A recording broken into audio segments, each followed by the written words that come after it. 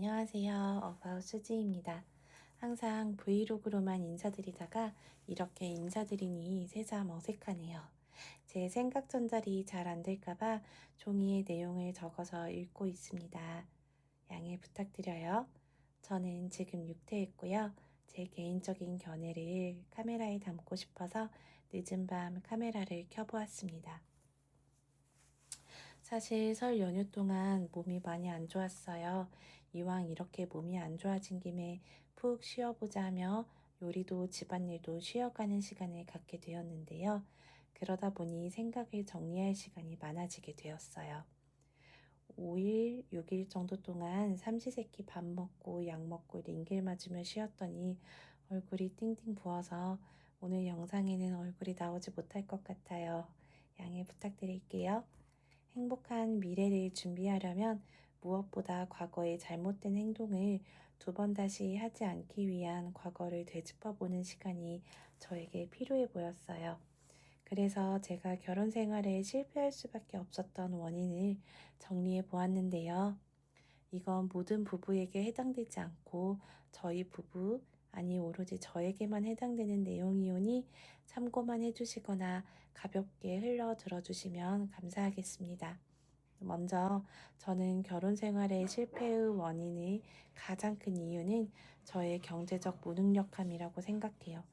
물론 신혼 초 때는 제가 경제적으로 무능해도 저희 부부는 행복했어요.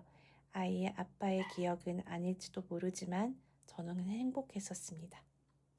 지금 친정엄마가 외출을 하시고 늦은 밤 집에 돌아오시는데 강아지가 짖네요. 아무튼 둘이 사니까 돈 들어가는 일도 적었어요. 그래서 저도 아이 아빠도 굳이 맞벌이 부부에 대한 생각이 없었습니다. 싸울 일이 없었어요.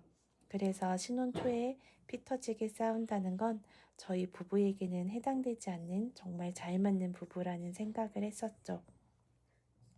평온한 일상이었고, 그래서 이제는 부부가 아닌 부모가 되고 싶다는 생각을 했어요. 그래서 부모가 되었고, 부모가 되자 상황은 정말 손바닥 뒤집듯이 바뀌었습니다. 먼저 돈이었어요. 이건 생각해보면 저의 헛된 욕망이 문제였을지도 모르지요. 지금 돌이켜보면 참 창피하고 철없는 생각이지만 저희 아이도 좋은 유모차에 태워주고 싶었고 카시트도 이왕이면 더 좋은 카시트에 아이를 태워주고 싶었어요. 우리가 아이에게 이 정도는 해줄 수 있지에 대한 대책 없는 생각이 하나둘 쌓이다 보니 생활비의 경계선이 무너지려고 했고 남편은 가정적인 남편이 되는 대신 밖에서 돈을 벌어오는 생계형 가장이 되었고 저는 처음 해보는 육아에 지쳐 저와 아이를 혼자 두는 아이 아빠를 많이 원망했어요. 아이 아빠는 제 경제적 무능력을 아마도 많이 버거워하고 원망했을 거예요. 하지만 아이를 키워야 하니 선뜻 그 서운함을 저에게 표출하지 못했겠죠. 결국 그 사람은 저에 대한 서운함, 가장의 무게에 대한 책임감을 이기지 못해 가정 밖으로 나갔고 부부 사이에 해서는 안 될 가정 밖에서의 행동을 했습니다. 저는 저희 아이가 결혼할 때가 되면 꼭 경제적 능력을 갖추라고 알려주고 싶어요. 경제적 능력은 돈을 벌어오는 행위를 넘어서 스스로를 지켜낼 수 있는 힘이라고 생각합니다. 돈이 세상의 모든 걸 해결해 주진 않지요. 하지만 최소한의 불행은 막아준다고 생각해요. 최소한의 불행을 막아야 최대한의 불행도 막을 수 있거든요. 불행은 참 신기하게 조금만 인생에 스며들어도 인생 전체를 흔들 수 있는 힘이 있다는 무서운 존재입니다. 결국 경제적인 능력이 너를 끝까지 배신당하지 않고 사랑받는 여자로 만들어줄 거라고 저희 아이에게 꼭 알려주고 싶어요. 두 번째는 싸움을 안 해서입니다.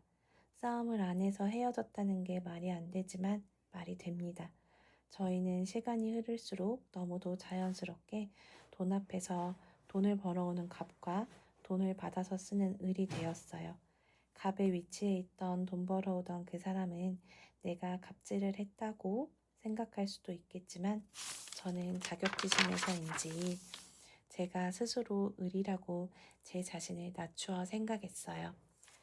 그래서 부부 사이의 평등한 대화는 되지 않았고, 대화가 되지 않으니 스스로를 의리라고 생각한 저는 그 사람이 대화를 거부할 때마다 싸우지 않고, 그래, 알겠어, 쉬어, 이런 말로 방관했어요.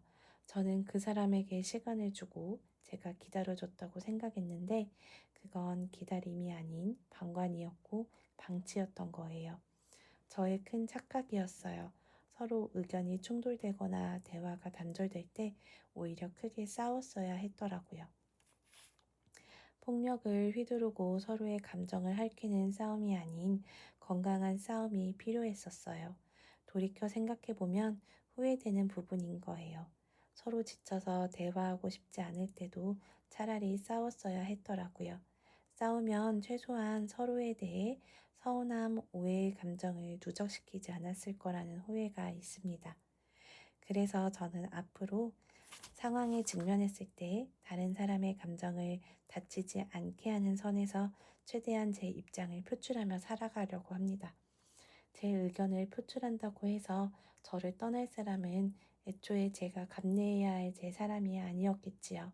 이제는 무조건 참지 않고 건강한 싸움을 하며 가족, 친구, 애인 관계에서 성숙한 관계를 유지하고 싶어요. 제가 이제 와서 과거의 일을 후회하고 자책하는 이유는 미련이 남아서가 아닙니다. 영상 초반에서도 말씀드렸다시피 행복한 미래를 위해서는 과거에 대한 반성이 필요하다고 생각했어요. 미래에 제가 혹시 또 경제적인 능력을 놓으려고 하거나 제 감정을 억누르려고만 하는 상황이 오면 다시 이 영상을 보면서 새로운 마음가짐을 하려고 만든 영상입니다. 혹시 과거 저와 같은 상황에 놓이신 부부가 계신가요?